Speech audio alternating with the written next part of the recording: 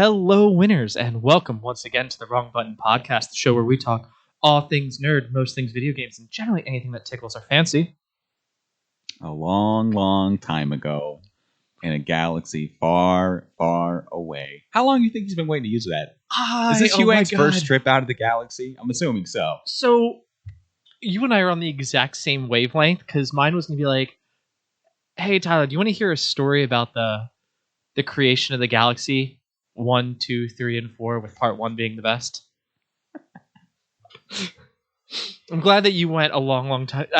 I see what you did there, Dave. Oh, it was so good.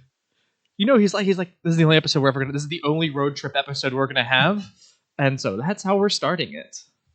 Yes, the perfect Ahsoka episode with very little Ahsoka attached.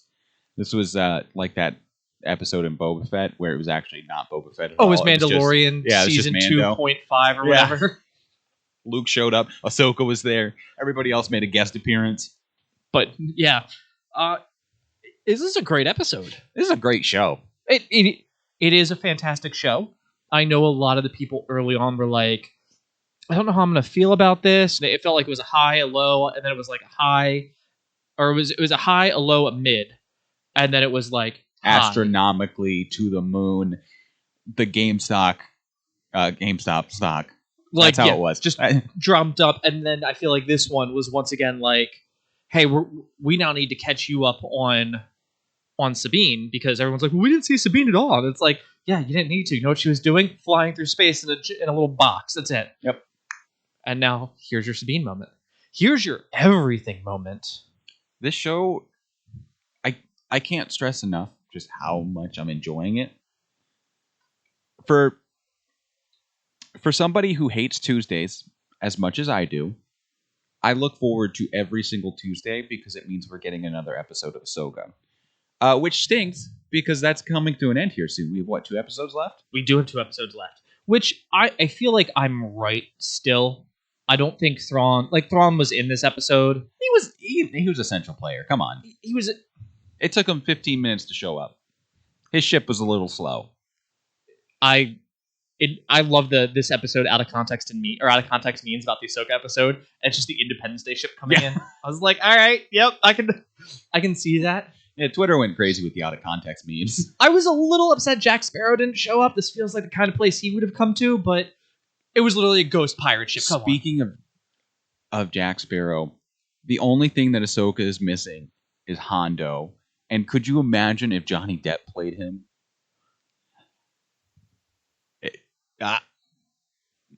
Come on. He needs to tone down some of it. I need him to tone up being a good guy and tone down being a bad guy and tone up being a pirate. It would be, yes, he would be great. There are a couple things I'm like, he's a businessman. I don't want Jack Sparrow in there. I want all of his wit, but none of his character. Yeah. That would be really good. I would go watch that in theaters too. Yeah. Hondo's pushing like 90 or something by the time Ahsoka comes out. Probably swindling somewhere in the galaxy. Which is, I was expecting to see something of him in the next season, The Mandalorian, or because we started getting the pirates, which is First Order business. Yeah, I was really hoping we get some Hondo business. He's like one of the only Clone Wars era characters who has not made a live action appearance. True. And please, Hondo would become a fan favorite to every Star Wars fan who hasn't seen the animation in 2.3 seconds. But anyway, this was one heck of an episode. I love the world building that we got too, but also it's so easy to world build when you have a droid that's 27,000 years old. Yeah. Easy to build the world when he was there for the world being built. This episode I think is going to touch into a lot of my theories that I've talked about over the years on the channel. You and I have just talked about over the years. One. Peridia was fantastic. Beautiful. The fact that it's a Purgle graveyard, I was doing nothing but Simba quotes where it's like, Sabine, one day you're going to be a Jedi and everything that the light touches is going to be what you can use for the Force. Maybe. Probably not. But don't go over to the Purgle graveyard. Trust me. It's a dark place. Not the place for you. I'll have to die if you go there. So I enjoyed some of like the like Lion King. You know, I could almost hear James Earl Jones like giving a lecture. That was good. I I like I like how it started. You're right, with Ahsoka and Huang just passing the time in the mouth of a giant whale going through hyperspace. yeah. Do you ever think we'd be here? No, I never thought we'd be here. Um, and starting with like I have some of those old stories rattling around because it's like you had to have like some memory purges here and there. Like They're in the archives of his brain. He cannot access them. I wonder if they're in if part of that is in his ship or in the ship because you know how he went and pulled up. He has like I have access to every single lightsaber ever made. Yeah. Let's say there are like 1 million Jedi throughout time. Yeah, that makes sense. Because I mean, there's what like 10,000 during the Clone Wars alone. Yeah, like Yeah. I thought they were like a couple 100,000 strong at the height of their power in the Old Probably. Republic. Or Everybody had a lightsaber in the Old Republic. but yeah, where he sits there and he's just like boop-a-doo, flipping switches. I think if he goes back and plugs into the ship, like it's kind of on an external hard drive somewhere. Yeah. Because he's like, look, there are some really obscure lightsabers, and when people get Sith lightsabers, I have those too. I wonder if he would have like Maul's lightsaber. Oh, that'd be really cool. Like it's just like, oh, this is what we got. We know what it looks like. Someone, you know, Obi-Wan took part of it, and he's like, oh, I was able to reconstruct it. Maybe Huang just, unburied it and dug it up in Tatooine in his free time. Because we don't know what Huang's been doing this entire time. Oh, that was his other lightsaber. I was talking about his original lightsaber. Oh yeah. So that was really cool. like with holograms and stuff like that. I mean, that's how they identified Balin. So. Mm-hmm. And so that's what I said. I think he's got like it's probably on the ship somewhere. Yeah. I do like how it also starts with, would you like to hear a story? And it segued into, Ahsoka has a confession. And Huang kind of trying to be like, look, just because you completed your training, you still have a lot of growing to do. And that was part of Anakin's like, his thing is like, you're going to move forward. You're going to still grow. It's still going to hurt. But he goes, perhaps you have a story from me. And I was like, okay, he knows that youngling that sneezed on him, gave him enough force to know that Ahsoka needs to tell him something, and like she needs to kind of come clean and explain what's going on. And her going like, Sabine went with them willingly, like joined the enemy willingly.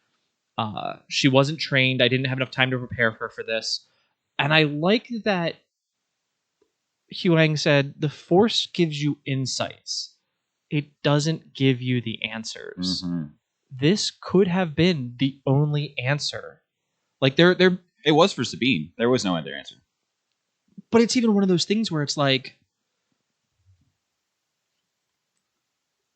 as we find out later in the episode, like the Night Sisters could ride the Purgle.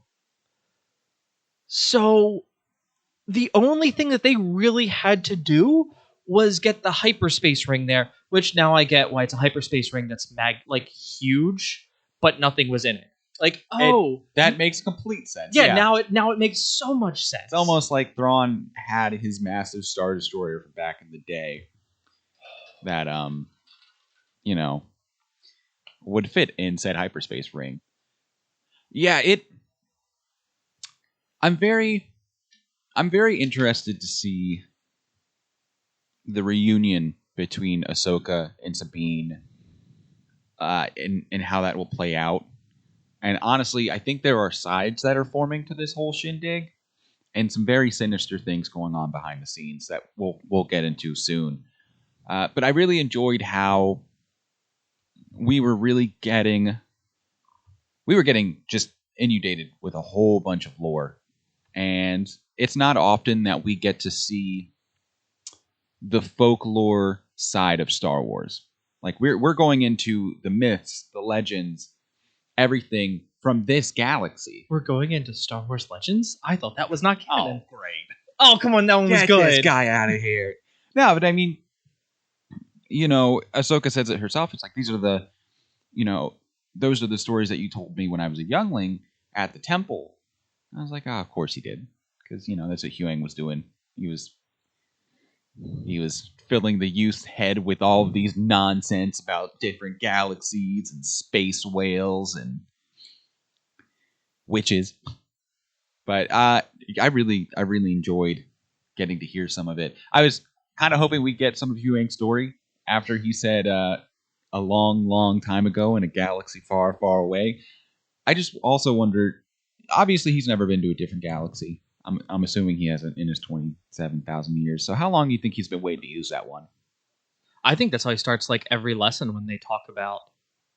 I think that like so the whole point of this is we go to Perelia, which is the home world of the Night Sisters, Which makes complete sense to me, by the way. that they're not from the galaxy because they're using something different than the Force. Yeah, I still think it's part of the Force in a very different. But yeah. So there's a series. Probably my favorite fantasy series is the Night Angel. It was the Night Angel trilogy. Technically, now it's 5 books with 1 short story and a follow up. But they talk about that. They have a couple different things in that all come from the same thing.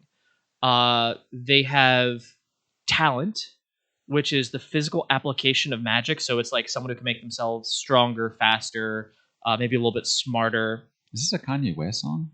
Maybe a little bit. You have people that can use talent in like magic ways, so like fireball. And then you have, I think it's called Mrs. Blake can correct me, it's called like Glor Verdine, which is like you kind of give yourself over to it, and it writhes through your skin, and you pull the vessels that like think of magic almost as like your nervous system slash blood vessels. Yeah.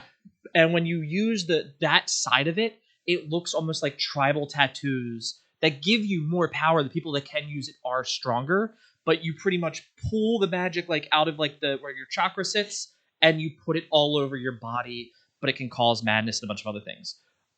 I think that that's what is going to now happen, and has been my theory for a while, is that it's like, hey, congratulations. This is called the Force. The Night Sisters use a magic side of it.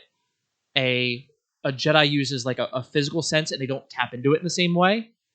Because the Night Sisters are like, well, you need conduits, you need things like this to unlock more power. Whereas like you get someone like Sidious, and they're like, I have Force Lightning. And it's like, that feels a little bit more magic. So maybe there's a conduit, or you have to give up something to get it.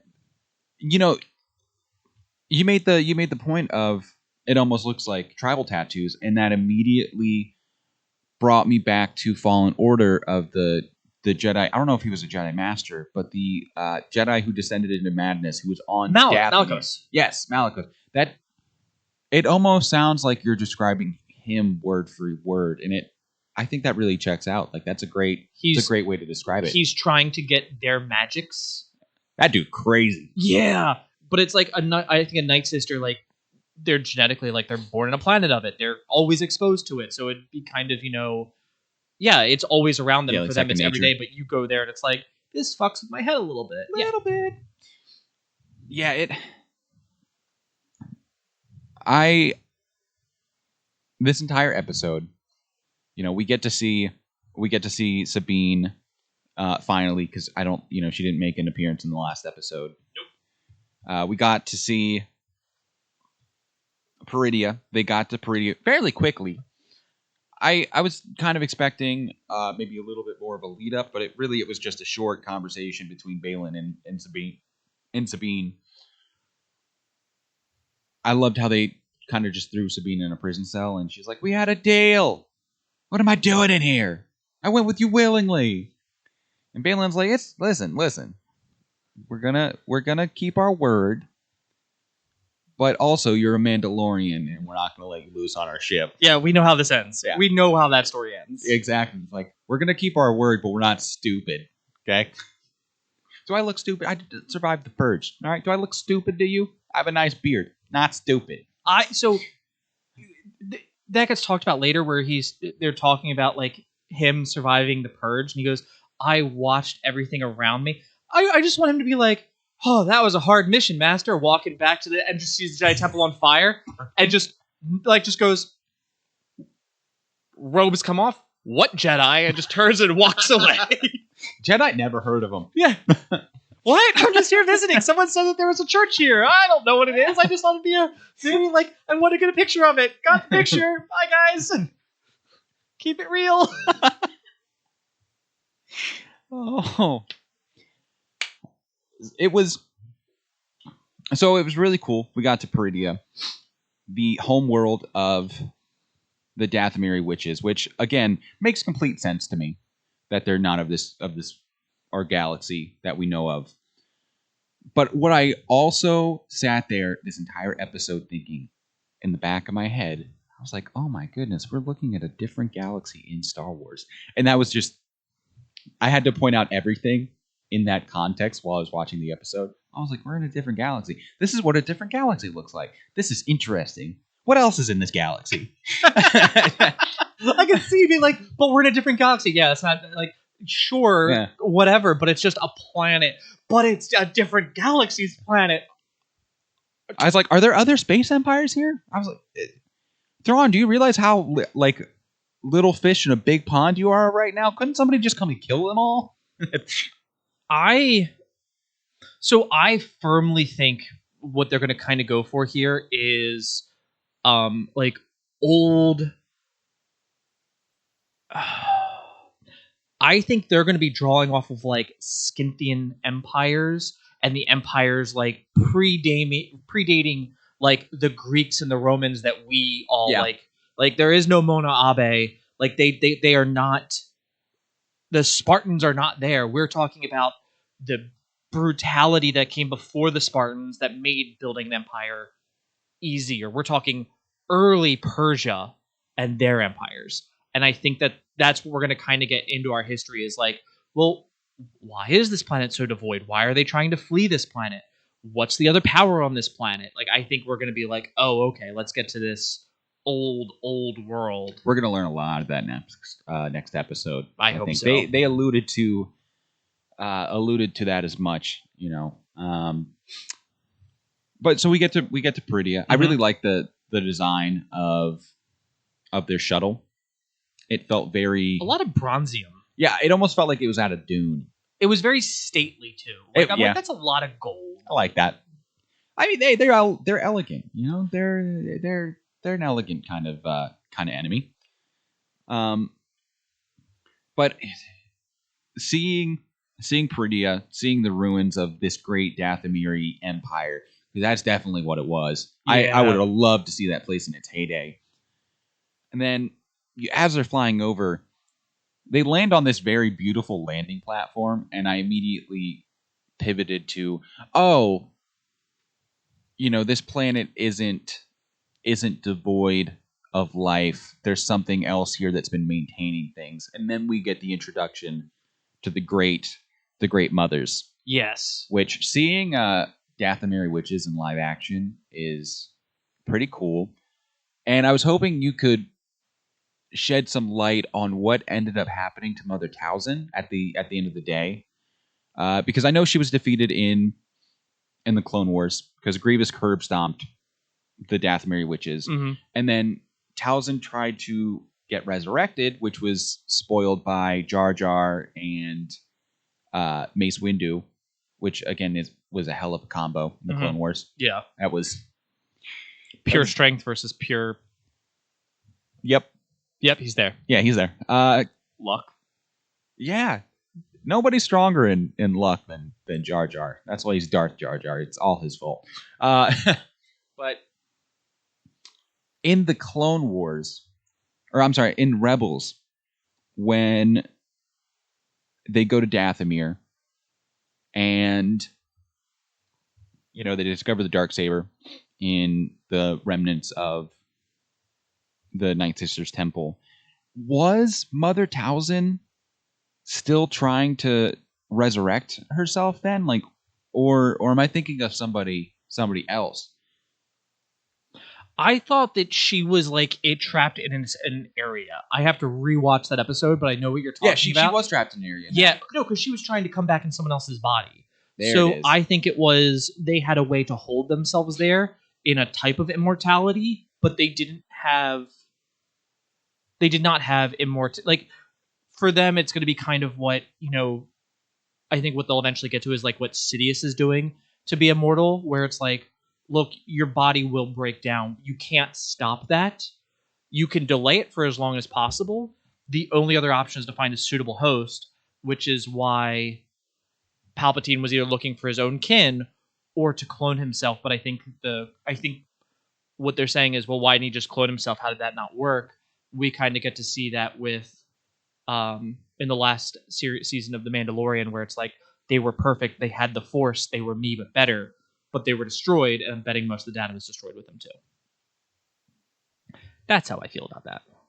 Yeah, that makes complete sense. And I was doing some quick reading on Towson because I was obviously her and her culture very central to what's going on here in this episode, but apparently her story ended with Grievous. There allegedly. was a comic, and it was cut out of the Clone Wars, where she was supposed to I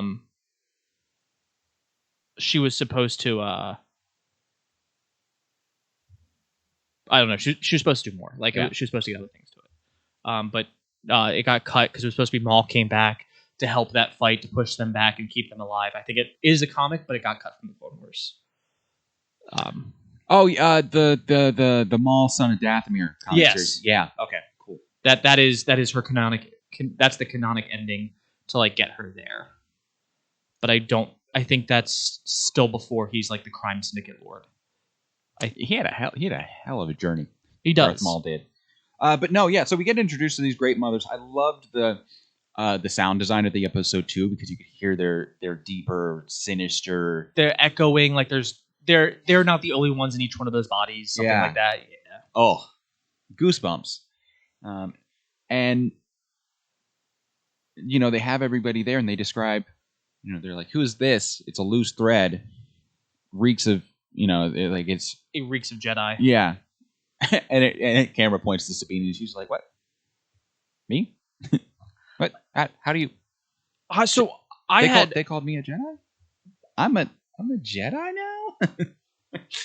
I had almost. I think I just put down my phone to check something. I got my computer. I had almost thought that was like Balin and Shin. He's like suppress your power immensely, and he's like funneling everything he can to her so that Sabine just like glows with it. But it's like not you're not really a Jedi, mama, and stuff like that. But yeah, it did feel. I was like, or you were just around Ahsoka so much that you're now saturated, and you are saturated in smelling, and like you reek. Take a shower. Yeah, but that's. I feel that's what it felt like to me. I know that Mandalorian's been in your family for centuries. That Mandalorian armor, but you want to wash it? Yeah, every once in a while, just take a hose to it. Yeah. And then she gets taken away and locked in another cell. Yay! This is the perfect chance to be like, Ezra's here. I'm like, Ezra's not here. Thrawn, them getting there. Ezra had every chance to get away. He grounded the ship. And yeah, I every part of me was like, no, there's no way Ezra is gonna. If he's still in that ship, both he and Thrawn are like emaciated, half dead. But when I saw the Night Sisters, I'm like, okay, if Ezra had to run, this is a good reason for him to have to run. This is now an acceptable answer for him running. And Morgan's like, hey, where's Thrawn at? And they're like, the Great Mother's like, oh, he's coming. And I sat there and I was like, great. He's not going to be in the episode until the last couple of minutes. That's what I was expecting that the entire time. I was expecting that the entire time too. But weren't we surprised that that was not the case? We get to see Sabine in her cell, which she's sitting there trying to do the whole Jedi thing, where she's like, I can get this door open. This is exactly how the Force works. Yeah. I'm waiting. Force works. I'm waiting for that to be where that joke comes from. Is Sabine getting to Han Solo? And I see her. I'm like, is she finally clearing her mind? Is she going to focus? Is she going to get out of here and find Ezra? and then everything starts shaking. And for a split second, I was like, "Oh my god, she's powerful!" And then I realized, no, she's not powerful. That's Grand Admiral Thrawn and his flagship rolling up to the party. I love how slow that thing is, though. I love how something that you like very stately villains. I am the Count Dooku stan of Wrong Button. I have turned around and said, you know what I like? I like menace and decorum. Okay, well, this is your kind of episode then, huh? Where Thrawn's ship comes in and it comes in, it lands, it still has the paint on the bottom, but the ship is like it's rotted, it's blasted, like you can see where it's like it's not even that it hasn't been well maintained. You can just see that it's like this is not. Oh, that's not rot. That's gold. Is it gold? It's gold. I was thinking it was rust. I was thinking it's no. It's and you would know more about this than me, but I saw somebody talking about it a couple of nights ago. But it's kind of like the Japanese tradition of you have broken china and kintsugi. Look, am I? So Mrs. Play and I were watching it this morning, guys. So this is Saturday. This is when the podcast is going to come up. And Mrs. Play was like, because Thrawn ship comes in, and you're like, yeah, it's gold. It's held together that way, and it's very, it was reminiscent of Kintsugi, but when Kintsugi comes together, it looks strong. It is stronger. Like now that it's together because it gets refired and some other things to it, but when you look at his ship and it's like one of your engines just doesn't work. So space whales. Where are you going to get your technology back from that? That's fine, but I'm you're going like because it also had some sparks coming off of it. So sure, maybe it was Kintsugi'd or dark Kintsugi'd, but I'm also kind of wondering like, is this supposed to be like? It's not. Yes, it's gold, but there's still a hole there. There shouldn't be a hole there. And so my theory is like, no, the damage is rust. It's there's too much damage to like actually fix. The ship does need to be thrown away, but they are forcing it to be held together. And that's what happens when times get tough and you get transported into a different galaxy that you're not used to. Yeah, you're not the supreme overlord of. No. Your resources, you find, dwindle very quickly. The shots that ensue of the Star Destroyer coming up, they park right over their obelisk, and they lower to it. Yeah, which was super great parking. Yeah. Whoever's like the helmsman of that Star Destroyer, good job. You've been doing this a while. How many obelisks have been destroyed on that planet? Had to practice somewhere. Gotta go to the next one. So Thrawn actually takes on like the dad teaching his son how to drive. Alright, we're gonna parallel park this one parallel to the planet. We're just gonna also going back to that real quick, the obelisk. Did you notice how tall that thing was? Pretty tall. I wonder if that's how tall, because it is not that wide up there. No. It is very narrow. I wonder if the original planet that everyone left from, if it would have been equally as tall, but over time, like the planet, meteor impacts, things like that, and now it's level with everything.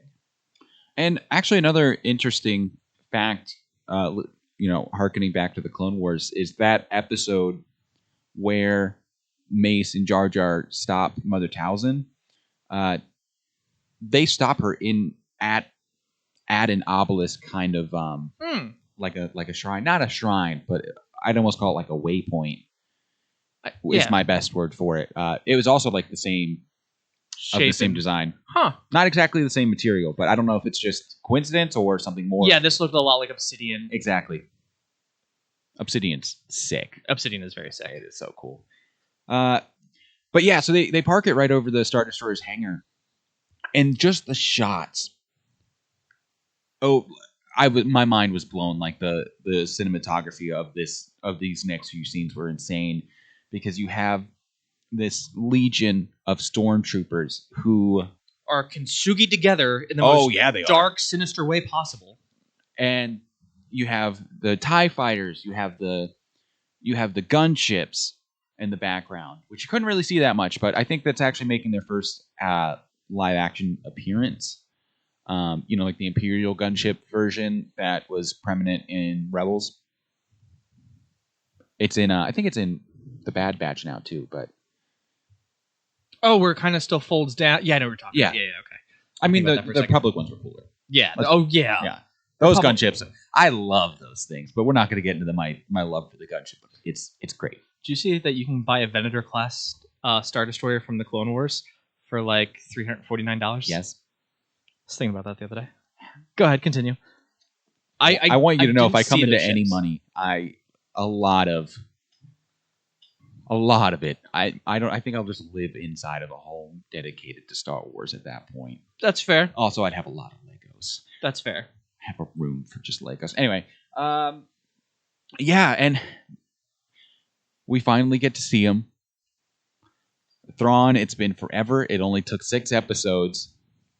But here you are making your live action appearance, and his soldiers are chanting his name. And if there's any Grand Admiral to start a cult over, it's Thrawn. Because at the end of the day, he's the most brilliant tactician the Empire's ever had. Arguably that the galaxy's ever seen, save for maybe Anakin during the Clone Wars, because Anakin was balls to the wall, committing war crimes everywhere. He just like was, Chopper. yeah. But above all else, Thrawn values his men, and I think a lot of people in the Empire don't. Mm-hmm. Especially a certain Sith Lord who likes to force choke anybody who messes up even once. They're not his men, though. Well, yeah. But Thrawn, he values his men. He likes to minimize loss of life when possible. He respects his enemy, learns about his enemy before absolutely abolishing them. Oh my god, he does. So, if you're stuck for, like 10 years in a different galaxy with your one remaining commander who happens to be the coolest, I would also join that cult. I'd be drinking the Kool-Aid. You sign up for the Empire for the healthcare and the security, and then you end up joining a cult. So one of the things that I liked about it, did you notice his uniform? I did, yeah. So almost, it's as immaculate as you can get it from, being stuck somewhere for 10 years. I did see some of like it's frayed, it's some of the thinning, fraying. it's not, I'm like, I hope that he has like an immaculate one preserved somewhere, and this is just like, I'm making my stately appearance because I have to. Mm-hmm. But I was looking at it, and then it also shows like his is still more immaculate because he's held himself together. But I think it also goes to show you that he's scraping by. Yeah. Like, it's sure, you're right. There's nothing saying that he's not the most brilliant tactician, that he's not this amazing, astounding, like, individual, and then he now has leadership. But I'm like, you're still not doing hot, and neither are your men. You're doing the best for the situation. Yeah, I mean, but it's not good. It's not great. Yeah. Yeah. And he mentions as much at one point in the episodes, like his men have, his numbers have dwindled. Send out 2 fire teams. I'm betting that's only like 12 people at most. At most. But I want them now to be. So, talking about that, you see his troopers, and his troopers are dirty. Like, they are. His legion is not one of. There's an old fan art, it might have been, of like Vader leading the 501st in the battle as stormtroopers, and they look a little war torn and battle hardened. I think I know the one. The he's like standing there, about. they're going like that, yeah, like that. It's facing this way, right? And this felt like, oh no, this is the 501st Legion that we got all the stories about in Legends. Mm-hmm. This is that 501st Legion. There's a bad mother truckers. And they're coming forward, and they're held together wearing red. So, Mrs. Play, you and I have all now had the question is like, are they alive? I think that they are like living dead. They are not resurrected corpses, but they are very much not the humans that they were when they got there. Maybe they are in this weird in between, held together with witch magic, almost like Merrick. I think worse off than Merrick, but yes. Okay. Like, Merrick is also the force in there, but I wouldn't be surprised if we don't get a Merrick that walks out because they're like, oh, we found him in the void and, just stuffed him back in a suit. Yeah, he's floating around somewhere in there. Yeah. We still have use for him. Malik. Sorry. But yeah, so I'm still in love with those scenes, though. Oh, they were beautiful. That was peak Star Wars scenery. That was episode 6 of the Emperor finally showing up. And it was great.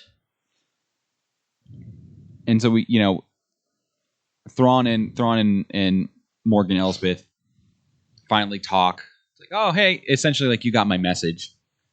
Where you been? It took you this long to get to me. Oh no, that was the before that. That was the night the Great Mothers were like, you heard us in your dreams, and she's like, you got me to sail across the stars, which I thought was a very poetic, like beautiful way to say, hey, thanks guys, like you made this possible. Yeah, it wasn't cheap. Giant hyperspace rings don't grow on trees, Did you notice that when it came out of hyperspace, it was red? The ring itself? Yeah, the ring itself. I did. I don't know if I was looking at the ring itself. I think I was looking at how big of a hole it ripped as it came back. So I didn't notice the ring itself. I noticed more of how much, I guess, it kind of ripped through the fabric of time and space. Almost. Yeah. It also looked like the ring itself heated up. Like I was like, oh, that's a cool feature. Like maybe it's like it had to be built differently because it's doing a longer hyperspace jump than it's supposed to. Yeah, and they're trying not to get it to burn up, melt, and I thought that was really cool. But it was really good. Hearing Thrawn's voice, they have Lars Mikkelsen, and I call him he's the blue Elon Musk from the Blue Man Group. That's what he looks like. But I thought it was a really great touch to have Lars Mikkelsen, who voiced the character in Rebels, also portraying him in live action. I get goosebumps every time I hear Thrawn speak because he just has one of those soft, menacing voices. Because he's intelligent and soft-spoken, and he will kill everything you love once he gets to know it, and the art and the culture behind. A menace in decorum. Yes. He was like getting goosebumps thinking about it. Balin, like I get it. He looks very knightly and stately, but there's a point where I'm looking at him. I'm like the thing is, you have to fight. Thrawn doesn't have to fight you. He will have you destroyed before you get here. If he picks up a weapon, it's because he wants to or he can do it more efficiently. It's not because he has to. Yeah. It's a very different feel. Like even when you see Dooku versus like Sidious, and Sidious is like, yes, go out and do it. If Sidious is fighting you, it's because I have to fight you now, or it's going to be more efficient if I just take care of this. Like when Sidious went to go bitch slap Darth Maul and Savage in the Clone Wars, which was super dumb. See, he just destroys both of them almost immediately. It was not even a fight. Sidious as a duelist is ridiculous. But then it's like, okay, like Dooku's gonna fight Anakin and he's gonna fight Anakin and Kenobi, and it's like, no, you still had to fight them. Like Sidious didn't. Nope. So good. It was amazing. But you're right about making that comparison between Thrawn and Balin, and you can already see Thrawn do that because as he's getting introduced to everybody, he gets introduced to Balin, and he drops the line, "General Balin Skoll of the Jedi Order," and I was like, "Oh damn!" Yeah, he knows. I was like, "Of course he would know." And I'm almost wondering, like, during this entire... Where was he during the Clone Wars? So, during the Clone Wars, Thrawn actually was... So, he was still a member of the Chiss Ascendancy, which is his home world. Yeah. I'm a little blurry on what Thrawn was doing during the Clone Wars, but I do know him and Anakin, toward the end of the Clone Wars, actually served on a mission together.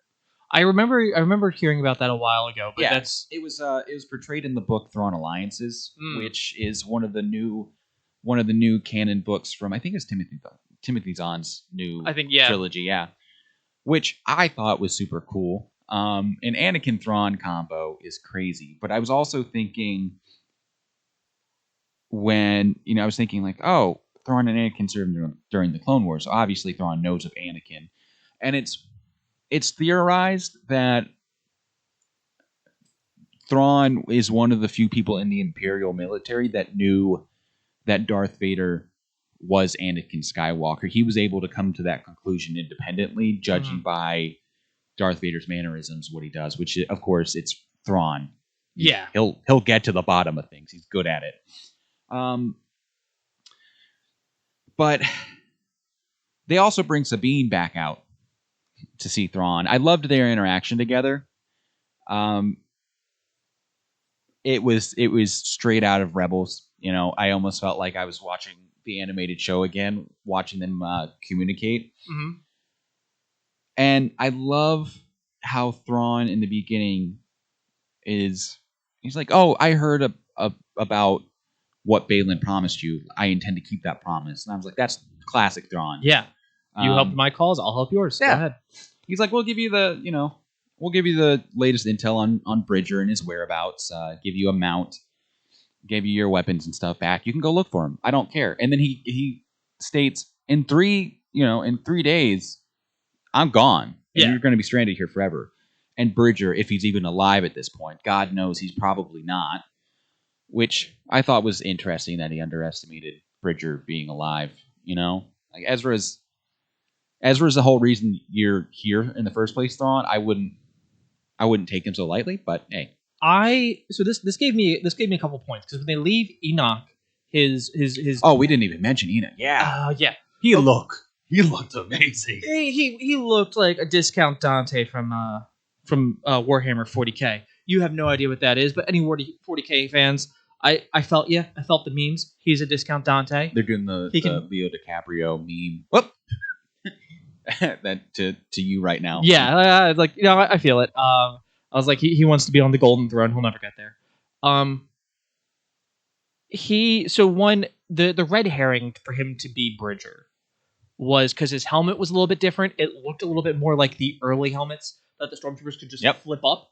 So it was like, that's an early stormtrooper helmet. The other ones do have the late ones, which came out towards the end of Rebels. Mm-hmm. So it makes sense. It makes sense that guy was older. His name is Enoch, which is Hebrew for like well-trained and something else. Very biblical.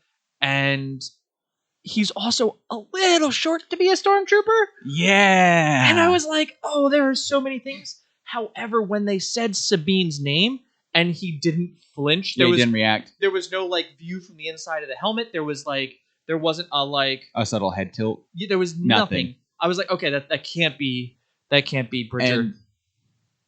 And I think everybody was looking in the background of that scene when Thrawn was talking about it, looking at Enoch like, hey, are you Bridger, buddy? Are you? Don't flinch. Yeah. We're watching. Don't move. I did not want anyone to be right, because I said no. There's no way. Yeah, that's never going to. I think we had maybe discussed it in one of the earliest episodes of the podcast, but we had theorized that what if there's like a greater evil out there, and Ezra and Thrawn had teamed up, which I thought would have been a scary thought, but a perfectly valid one given Ezra's state of mind during the final 2 seasons of Clone Wars, because he's battling his own fight with the dark side and Maul's influence on him, and he's the holocrons. Yeah. So, he was fighting his own battles, which you have to do when facing the dark side. It's a part of everyone, whether you like it or not. Mm-hmm. But yeah, so I thought that was really cool of Thrawn. Of course, he keeps his word. It felt totally chill, to tell you the truth. It was almost like, because we get to the scene where, Sabine's getting her weapons back and gets to ride this really cool mount. Bat dog. Basically a bat dog. And it was her and Enoch, and it felt so weird and so wrong to have her just chilling with a stormtrooper, talking about the intel and like, good luck.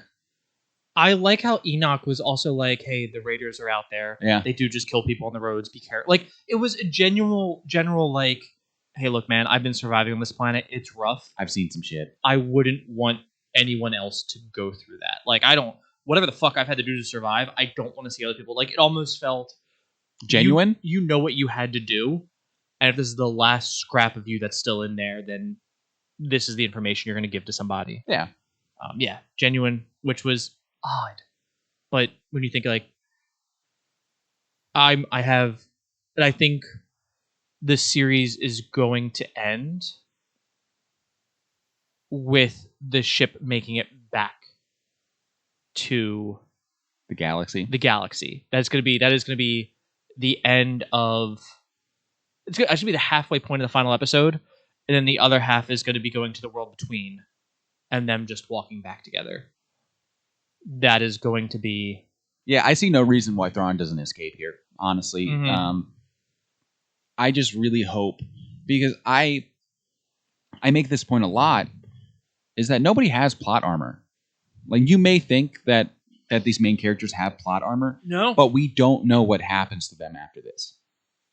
You knew in Clone Wars, like, who survives, who doesn't. Like, Obi-Wan's in danger. It's fine. Obi-Wan lives. You're fine. Ahsoka was the only one that, like, It was you could have killed her, exactly. and that would have also been a tipping point for Anakin to go. Yeah. Dark side. Yeah. We got the Death Star. And then to a point, actually not to a point, you knew that the majority of the Ghost crew made it out of Star Wars Rebels because Rebels was still airing when Rogue One came out. And you saw them. And they were featured in Rogue One. So you knew that, like, they weren't going anywhere. At least Hera and Chopper were still kicking, were still around. But we're at a point in the galactic timeline where we don't see any of these characters pop up by the time Force Awakens happens.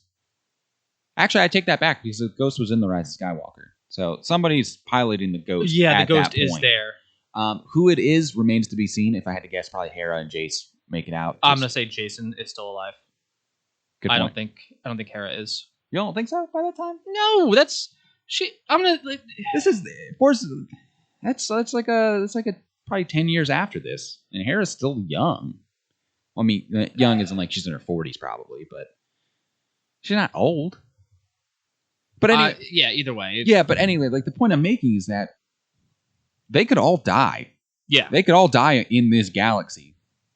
Maybe sending, like, a last second distress signal, letting them know that Thrawn's coming back. But, you know, and the one I worry about the most on this show is Huyang.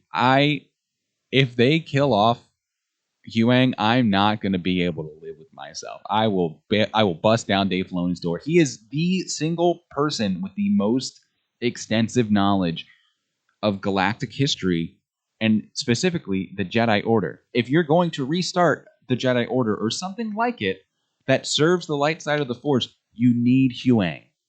But of course, you always argue with me because of the point of The Last Jedi about the sacred texts, and you're like, page turners, they were not. But I'd argue that Huyang has more applicable knowledge that serves better points. You know, if I had to guess, outside of dying in this, if he does not die in the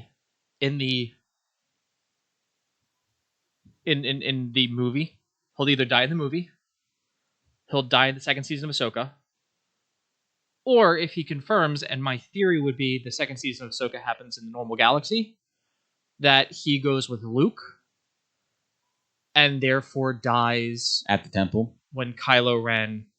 I don't know. He survived one purge. Kylo Ren does a little bit more of a. He brings down the temple. Yeah, a little bit more of a thorough job. He does a little bit more of a thorough job. Yeah, we'll have to see. We will have to see. But I worry about him every episode. I agree. I'm like Anakin, like, as he's in the Darth Vader suit for the first time. Like, where's Padme? Is she safe? Is she all right? You killed her in your rage. No, I didn't, Palps. That was you lying chode. I'm a Palpatine hater. That's really fine. Yeah, they did all this stuff to bring him back. So here's the other thing. Somehow Palpatine returned. We're still in the Dark Empire series. Yep. They're now blending that with the Thrawn series, and it wasn't good. No, Dark Empire is terrible. We Yeah. all know that. It But wasn't everyone good. wanted it because it was the next. Everyone wanted step. the Thrawn series, but they're like, but they got that in Rebels, so they're trying to like combine the two now. Doesn't matter. You mean to tell me they're making a series of shows to try to prop up a sequel that didn't do well initially? I was going with they want to give the toxic fan base what they want, and what they wanted, they realized they didn't want because they're like, no, it was shit in the books too. God, we might have created these movies. What did you think of? So I like how I love how it goes. So Sabine leaves to go find Ezra. Thrawn is like, hey, Balin, Shin, follow her at your leisure. Have fun with this. Kill it. And Shin's like, but we made a promise, and You fulfilled it. Thrawn's like, yeah, you said find Ezra, be reunited. Let them hug if you want. I don't care, but all she has to do is see them and they're technically reunited, and then you kill him. Yeah. Can't fault. That's such a Thrawn move, though, too. And it's one of those things like, I have broken no promise. Like, do not slander my good name here. Yeah. I run a perfectly legitimate business. And I like how, so to get to that before we go back, because there was an Act 2 thing that'll be seen in Act 3, which was on her way to go find Ezra. Sabine gets attacked by raiders, who, by the way, they are just Huns. Definitely felt like it.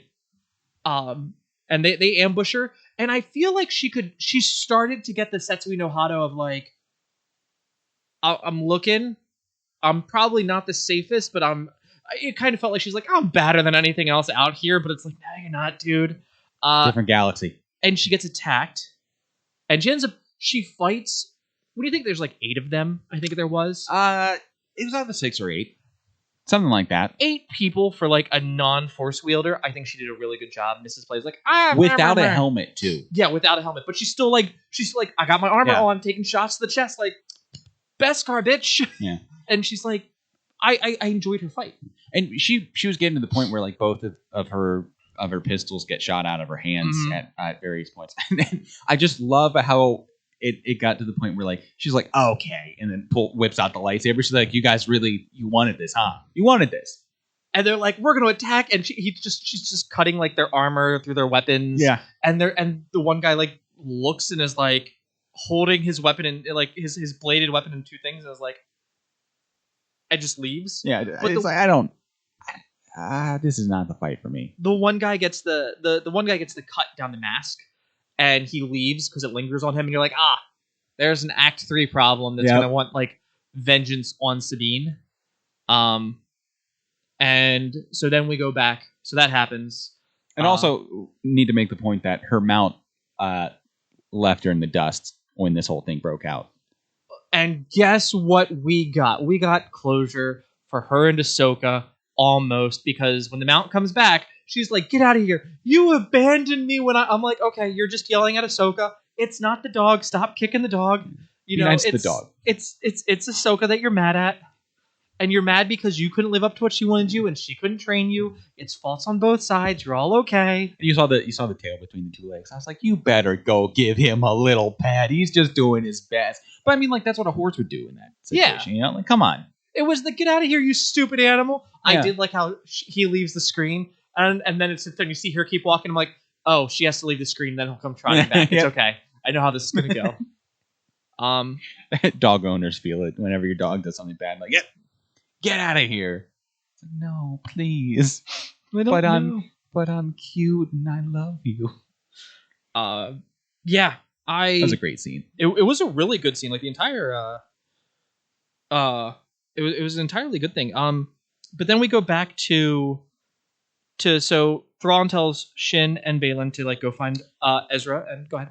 And actually, in that scene, I don't know if you noticed it, when they're what, on like a wall of some sort, on like a high platform, almost like a balcony.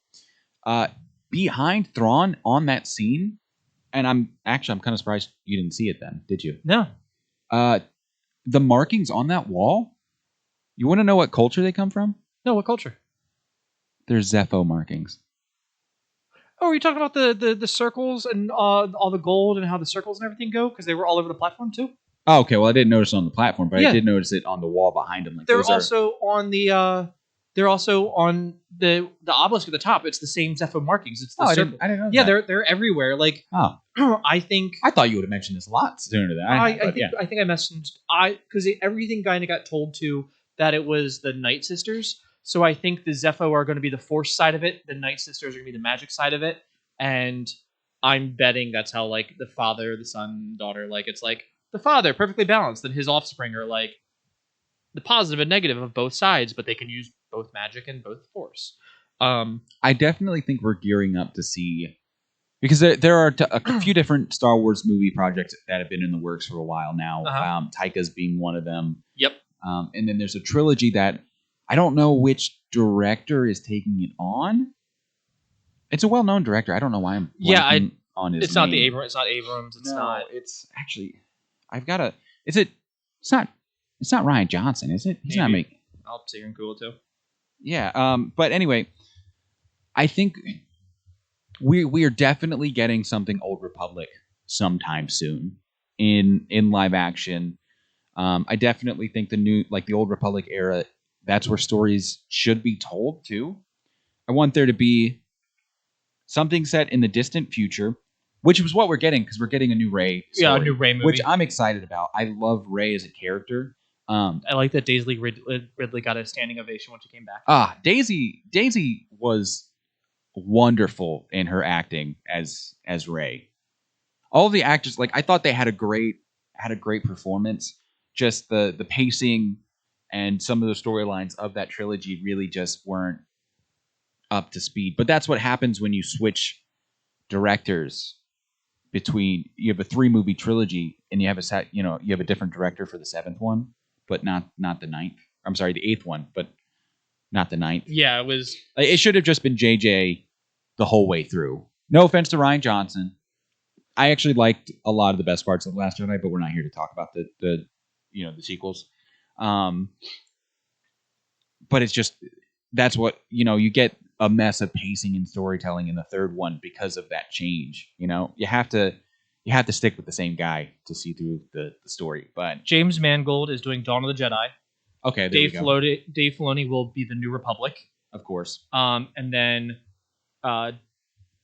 Sharmeen Obaid Chinoy will do Daisy Ridley's in the future. Cool. But we also have Ghost Crew, which is showing up in I think the unknown regions. Yeah. And kind of like a horror aliens thing, which I'll take aliens in Star Wars. Cool.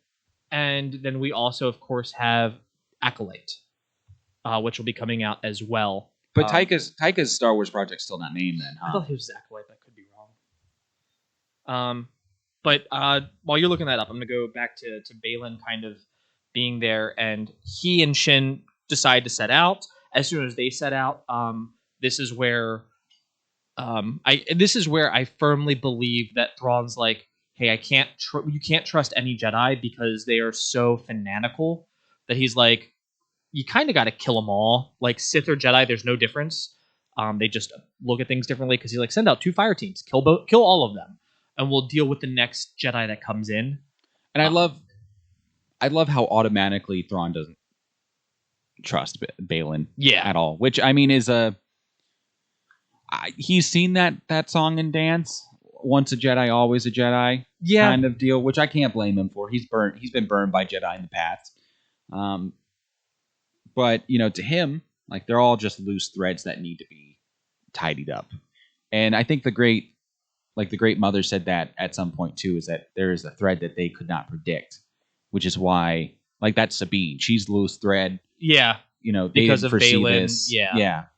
The Force intercepts it, and I think this is where it's like, hey, the Force is one side of the coin that can change the threads of fate. I do like, this is gonna be me, when Shin and Baylan are like tracking Sabine, and they have this conversation. It's a beautiful conversation, by the way. And he sits there and goes, this is, this area is something out of children's stories. It's where like dreams and fantasies come to life. Welcome to Wonderland, children. Like, welcome. This is Sabine is now Alice in Wonderland. She's not in Kansas anymore. She is fully in a world where something else is going on. I like that Baylan can feel it calling to him, but Shin can't. So it's one of those things where it's like, okay, Balin, you're supposed to be mad from the original books, and you haven't been. And when Luke Skywalker found you in the original books, he was like, "Oh, you're great." Until Luke Skywalker's like, "I'm gonna go be a Jedi and do Jedi things," and Balin kind of goes, "No, I don't like that." That's a good idea. He kind of goes a little ham on some Luke Skywalker there. So I love that. I love that Shin's like, "But aren't we gonna team up with Thrawn? Isn't he gonna bring us back to power?" And and Balin goes, "That kind of power is fleeting. It's a cycle that repeats itself." So true, bestie. So true. And then he's like, "I'm looking for the beginning," which makes me think, hey, we're looking for the Zepho artifacts. I wouldn't be surprised if we get He's trying to get into the world between worlds, right? he's totally he has to be. uh But if he's trying to get in the world between worlds, wouldn't Anakin be waiting there for him? No offense to Balin, he's cool, but Anakin would beat the ever-living Christ out of him if that is indeed where he was, residing all this time. I mean, yeah, you're completely correct there. However, it is I'm waiting for Cordova's name to get dropped. Yeah. Oh yeah. Eno Cornova, because it's like that would be the best way to like tie in this is now we need to get to Balin describing all of this to like I think Balin is going to leave and we're going to watch him make the same mistakes as Ahsoka because where Ahsoka is going to be like, I'm not ready, she's not ready, we failed, I need to walk away. Balin's going to be so consumed by what he wants that he's going to be like, I've trained you to kind of stand on your own 2 feet and be a shield for me, in a weird way. I don't know if Shin's really on board with him on this. I don't think she is. And that's what really. This was the first time I saw a crack in their relationship, because I really think you get the sense that Balin's raised Shin almost like his daughter, and he's talking about how the Jedi, like how the Jedi were when he was growing up, and Shin says like, oh, like you've trained me to be like a Jedi, and Balin's like, no, I trained you to be something more, which I don't know what something more is, but okay. You're still pretty much classically training her, but okay.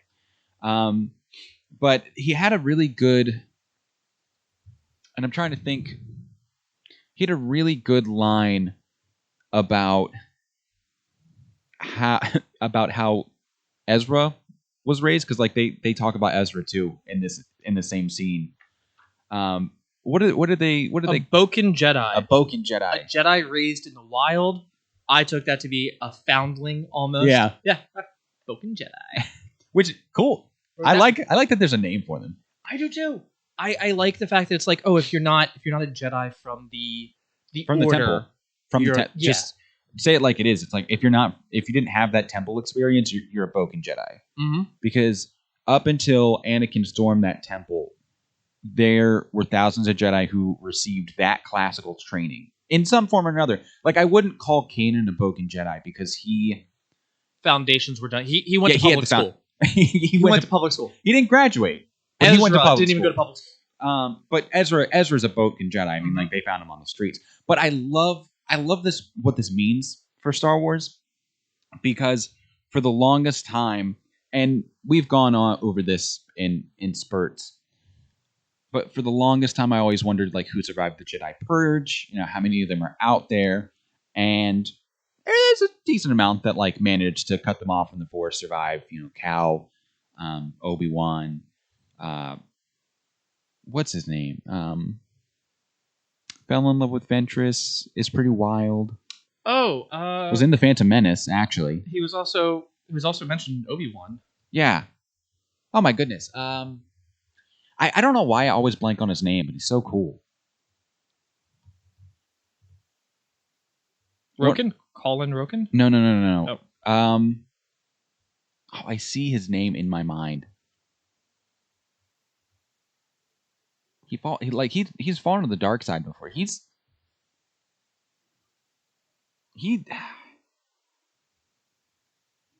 I keep it's funny because I keep a list of purge survivors. Oh on god, my that's phone. awesome. Yeah, for this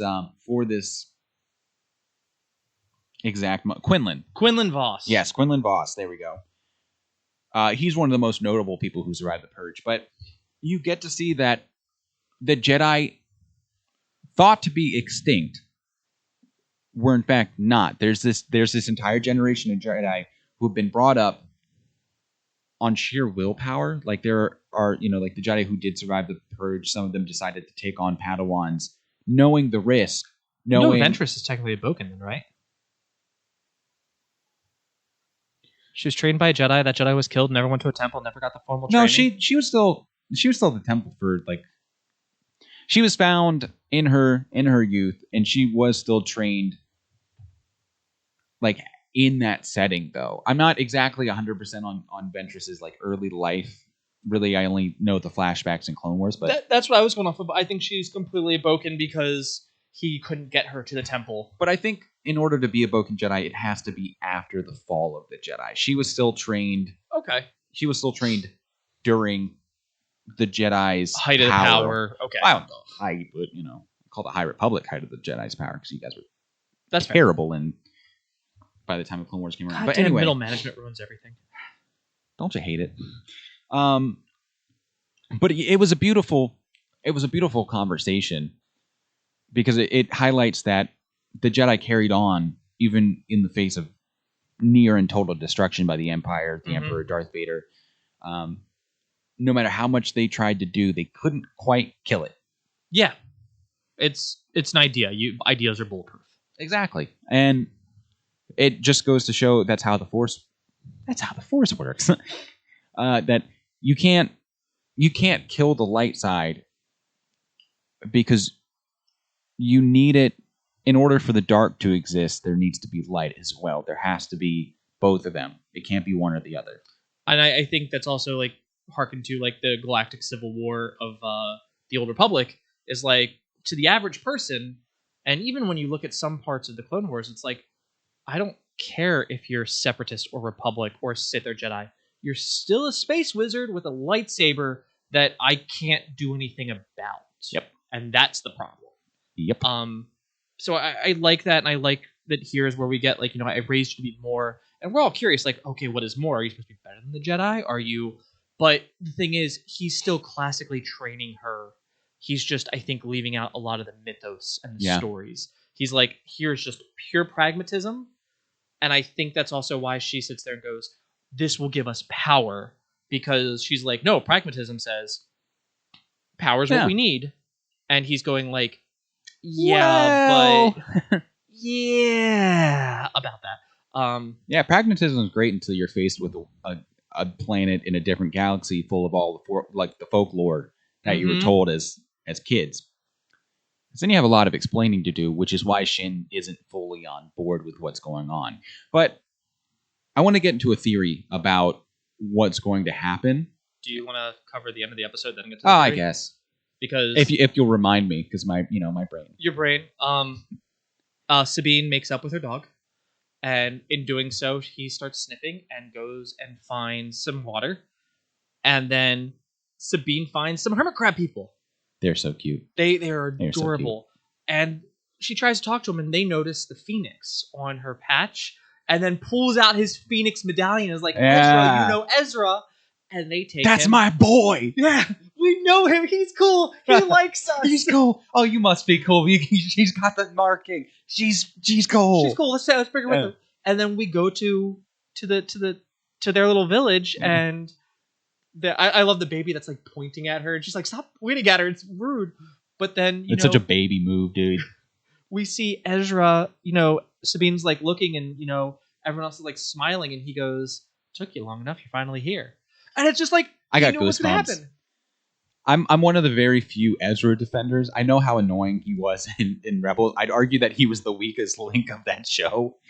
I would say I would say much like Snips, like he needed a season or two to kind of like become a person. I didn't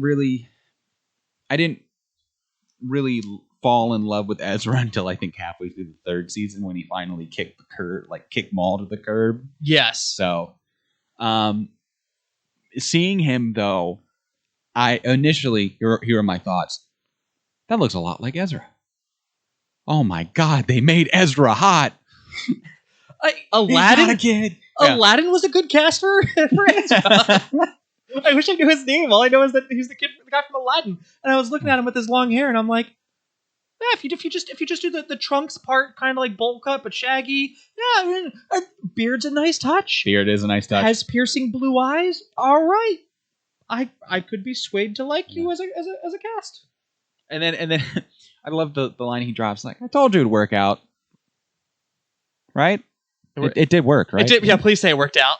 I've been alone here for a while.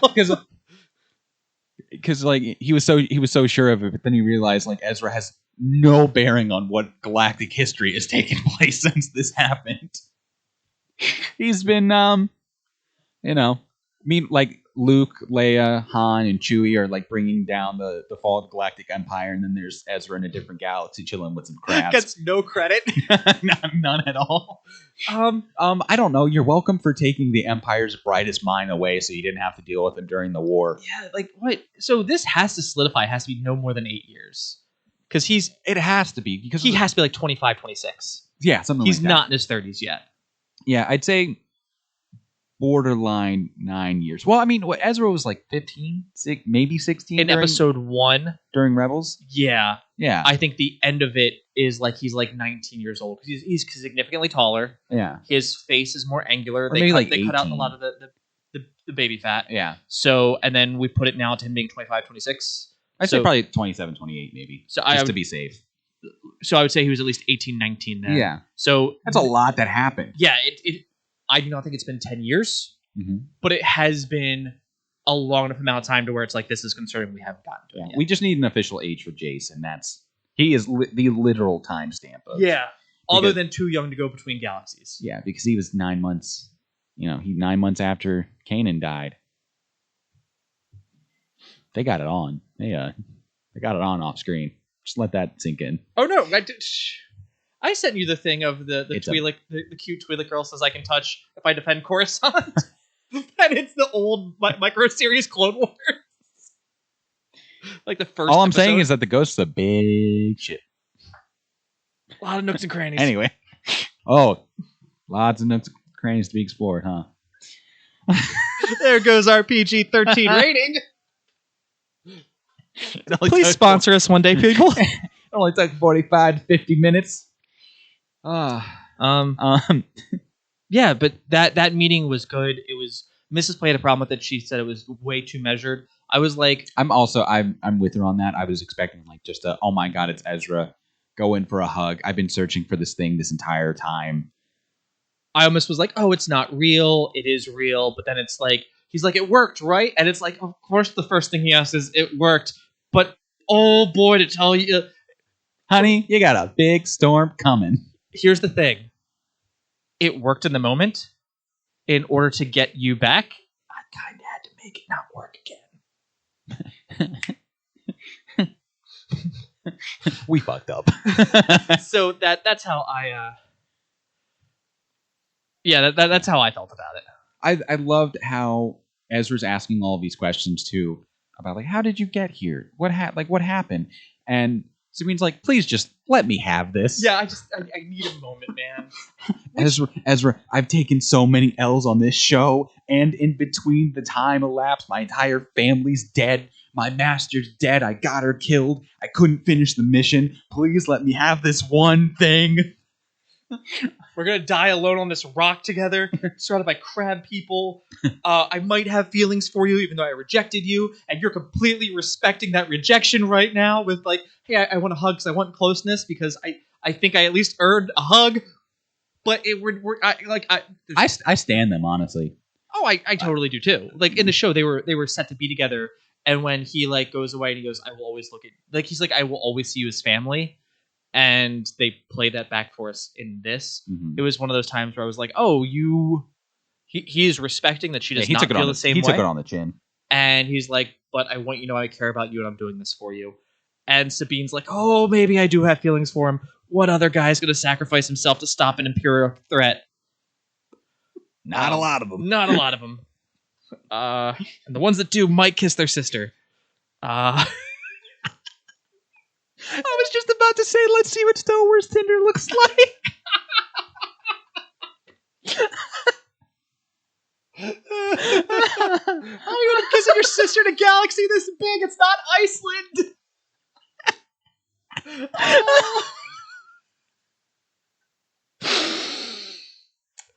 Luke, have some range, man. I'm just a small boy from Tatooine in the Outer Rim. What are the odds? Actually, what are the odds? Oh, this is great. This is great. Yeah. So, finds Ezra, and Ezra then kind of goes, okay, well, we're gonna help them pack up because we can't stay here. They'll hunt us down, and we're gonna go on and do our own thing and continue, and we'll get that next episode.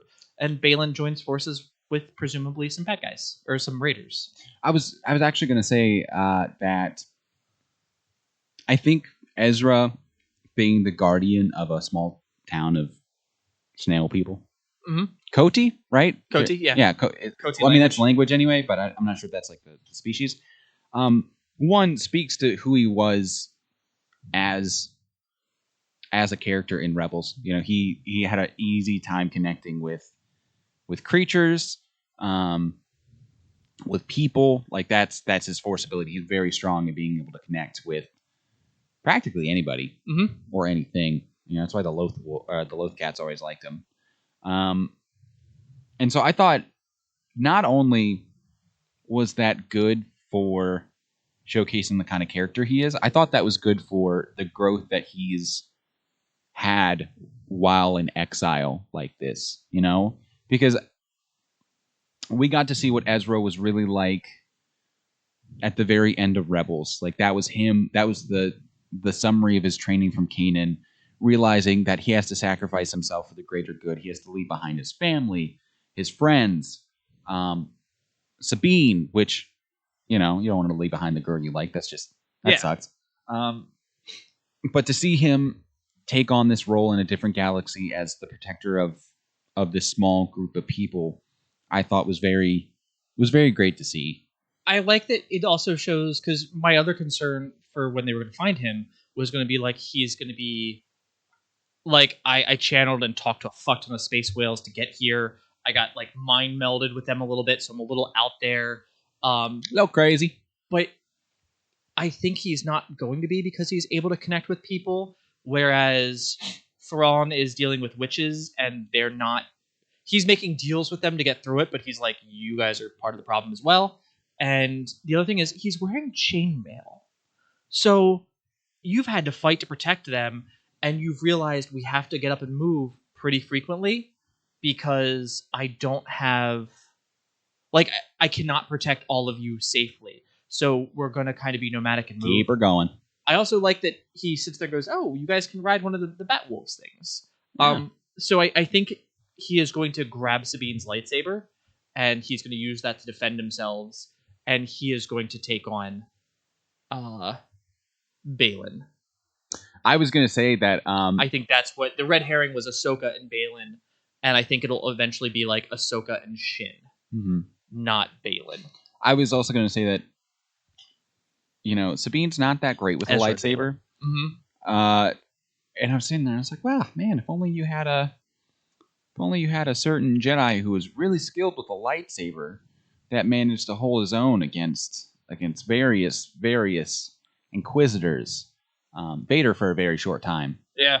Which, I mean, hey, if you held your own against Vader for any amount of time, good for you. Yeah. If only we had a skilled duelist. I'm gonna look forward to him getting his lightsaber back. I think Balin has a kyber crystal on his belt. You think so? Like an actual crystal? Yeah, no, in his belt buckle, there's a green gem. I think he has a kyber crystal. I did not notice that. That's a find. I think he has a kyber crystal, and I think that's going to be, because I think it's going to be one of those things where Ezra's going to be like, no, like, thank you for letting me borrow this. He might use it, but he's going to give it back to Sabine, because he's going to be like, this isn't my lightsaber anymore. And he's going to build his own. You think it's going to be a white blade? You think it's going to be purified kind of like Ahsoka's, or you think it's going to be blue? Or it's going to be orange. He's just going to take Balin's and he's going to use I Balin's. doubt that. Doesn't fit him. Don't you know the color code of good guy, bad guy? I mean, It's I not going to do, have orange. but it's... Or it'll be yellow. It better be yellow. Oh, okay, fine. It goes from orange to yellow. Yeah. I don't know, but it's Come on, he's not going to have orange. What was your theory? Because we're about an hour and a half into this episode. Oh my god. Yeah, there was a lot to talk about.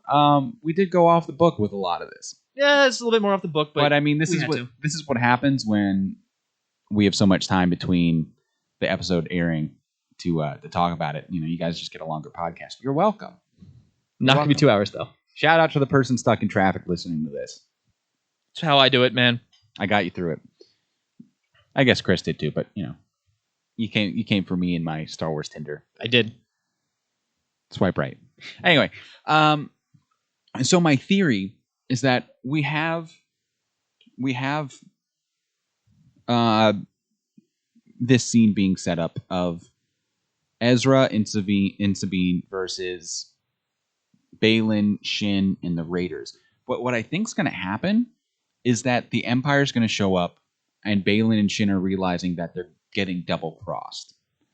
And if I had to guess, I think Balin, Shin, Ezra, Sabine, and then Ahsoka and a Huang probably getting shot out of the sky, granted, because they're not going to make it to Peridia in one piece in that Star Cruiser.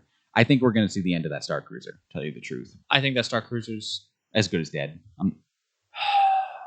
I think they're going to land on the planet because that whale's bigger and is going there to die, and that's why it was so okay taking them on the journey. Yeah. And we're going to see that Purgle like sacrifice itself to save the other ones. If not crash into the obelisk and try to destroy it. I could see that though. Yeah. But my point is that I definitely think Balin and Shin are going to realize, at least in this moment, that they need to team up with Ezra, with Sabine, because they are being double crossed by the Night Sisters and Thrawn. That's my theory that I have. I'm not sure if it's going to come to fruition. Well, you know, only time will tell. But obviously, Balin sees them as a threat. Mm-hmm. And we actually didn't discuss the last part of this episode, is that we get this scene with Thrawn and Morgan Elsbeth talking about there being a Jedi on the way. Yes. Riding a giant space whale, basically.